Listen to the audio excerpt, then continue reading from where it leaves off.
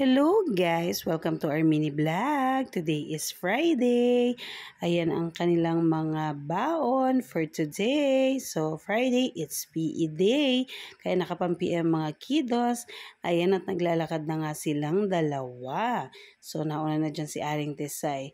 So nandito si Mami, help pa din kasi marami silang dala-dala. Meron silang baunan, electric pan, and water jug. Sobrang bibigat kasi. At ayan na nga si Aling Tesay, papasok na sa room nila. So ito, pupunta ako kay kuya kasi dadaling ko yung water bottle niya tsaka yung electric pan niya. Ay nakita ko nga si Ate Janice at si Ate Monica, may ginagawa. At yan, lunchtime na. Ayan si Kuya Pogi. At syempre, eto na rin si Aling Tesay. Hinatiran ko sila at papalitan ko sila ng damit.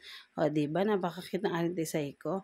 At ayan na nga, papasok na sila sa kanilang room ulit. So si kuya, dala-dala na ang kanyang baon. Si Aling Tesay, nagpa-help kay Mami as usual at siya daw ay nabibigatan sa kanyang food. Sabi ko nga kay Aling Tesay, intayin ako. Diyos mio Marimar, kabibihis lang, nagtatatakbo na naman. Siya!